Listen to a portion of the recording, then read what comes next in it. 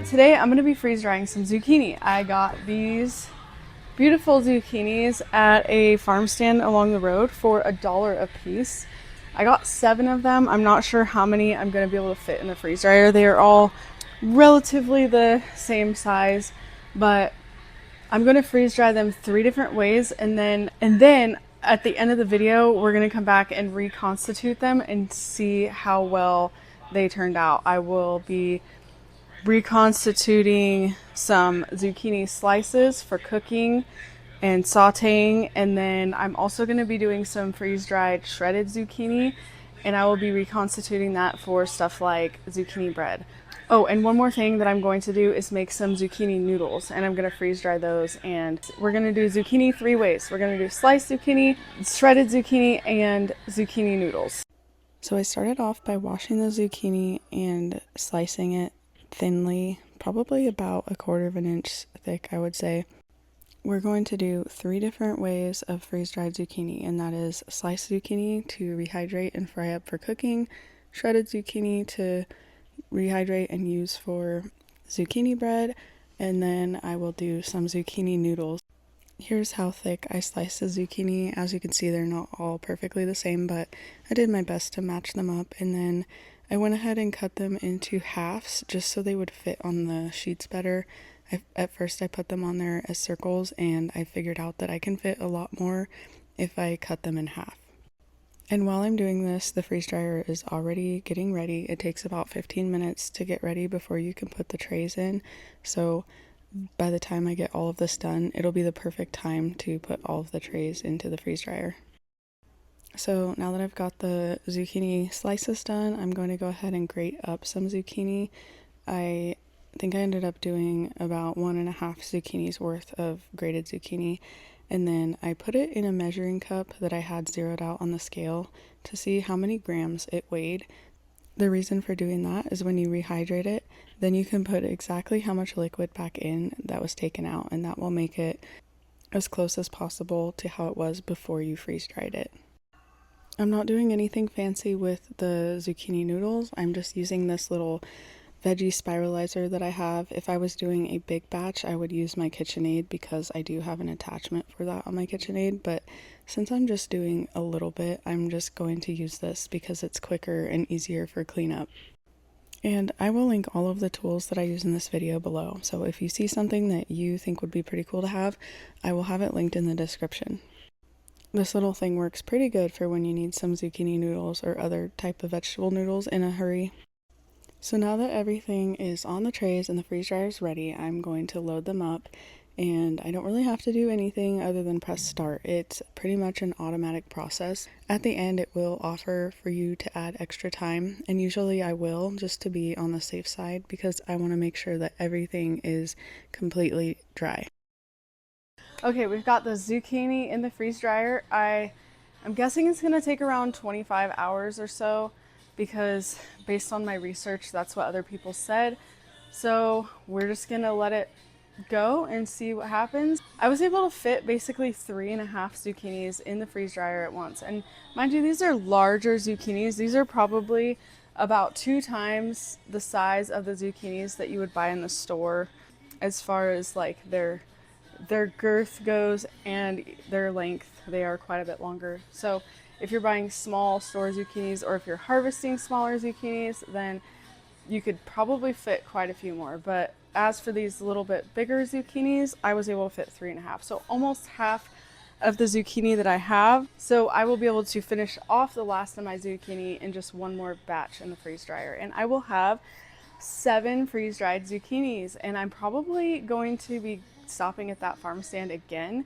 He did say he was going to have all kinds of other stuff, and of course I have my garden, but right now I have one little zucchini that is about this big and one little yellow crookneck squash that is about this big. So I'm quite a bit behind as far as people down in the valley and me up here in the mountains, but I am pretty excited because my garden is looking like it's going to produce pretty well this year. I mean, it's the end of July and I already have tomatoes that are getting close and a few other things as well. So I'm so excited. I think my onions are going to be great this year, and I just can't wait to freeze dry anything and everything. So we'll come back when these are done and see how they turned out.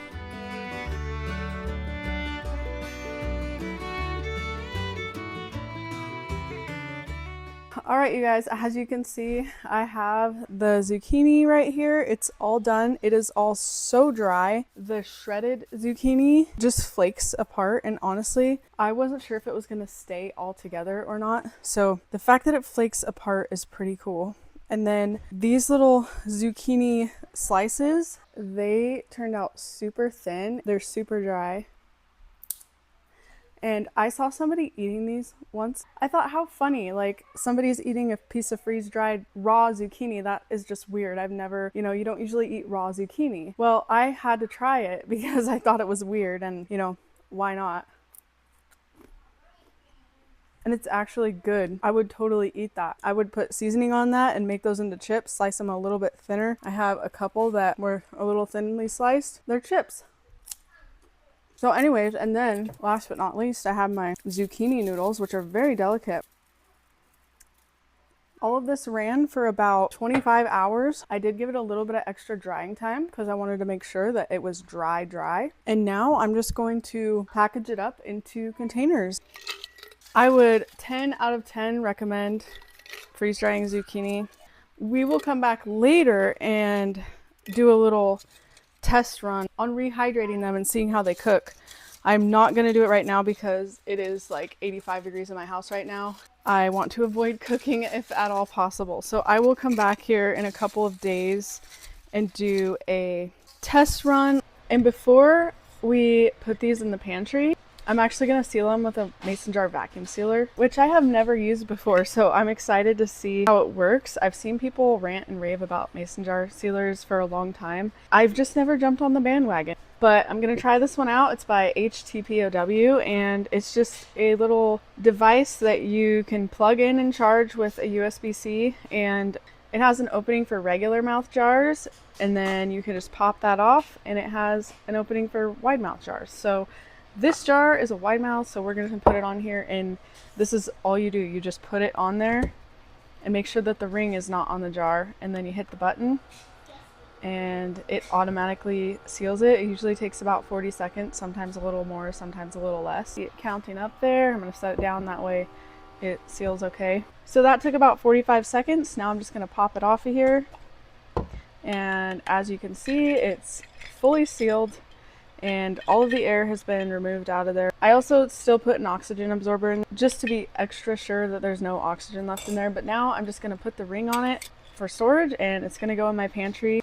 I can't wait to try these out and rehydrate them and grill a couple of them up and see how it worked out. So I'm honestly a little mad that I didn't jump on this bandwagon sooner, because this is going to come in so handy for the freeze dryer.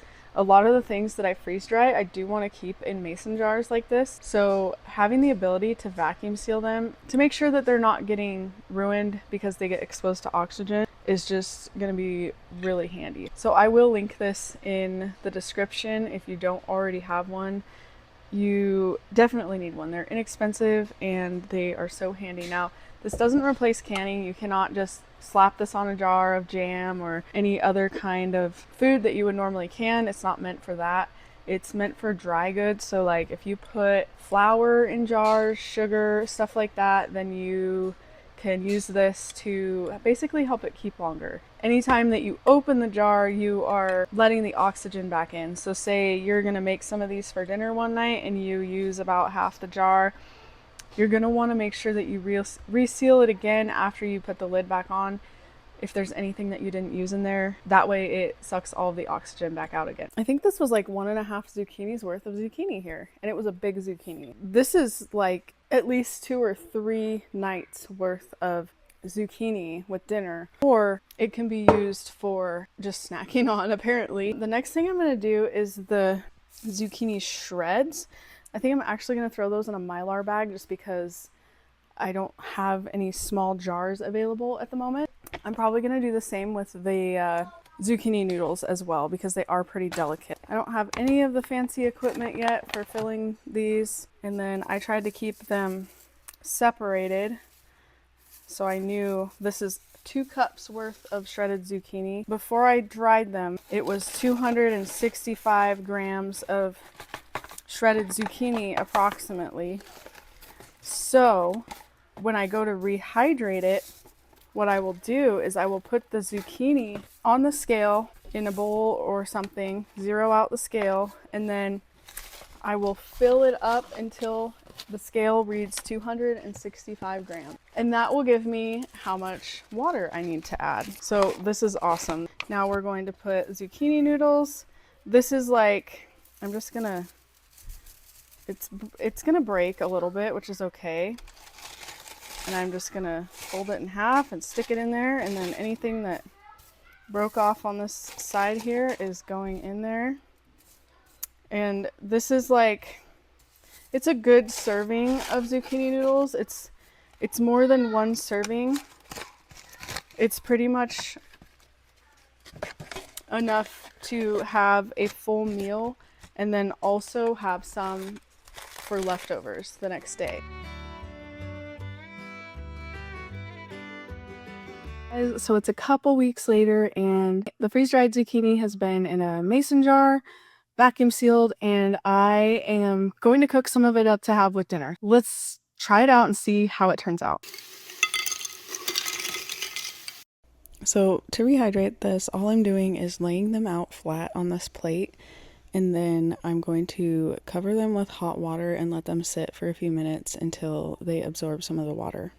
You want to make sure that they're not overlapping, that way there's no spots that are not getting the moisture in them. And then after they've been soaking on one side for a few minutes, I went ahead and flipped them over so the other side could soak up water evenly. As you can see, they are starting to look like zucchini again, and their texture is a little bit softer than fresh zucchini would be if you had just sliced it up, but it's looking pretty promising. I am just frying them up in a little bit of butter and then putting some salt and pepper on them to give them some flavor. After letting them cook on one side for a few minutes, I flipped them over and they did start to brown nicely. Alright, you guys, I have cooked up the zucchini. I know the lighting is not the greatest in here, so you probably can't see it super well, but I did accidentally forget about it, and some of it got a little on the burnt side, but it's actually not as bad as it looks. As you can see, it's pliable and it's really good. The skin is like a tiny bit chewier than it would be if it was fresh, but I'm telling you, like, this is good. I would definitely do this again. I feel like I'm eating fresh zucchini. So it works. You can freeze dry fresh zucchini in the summertime and then eat it all winter long and enjoy it almost as if it was picked that day. I will definitely be doing this again. So if you enjoy homesteading content, freeze drying, outdoors, then make sure you like and subscribe, and I will see you in the next video.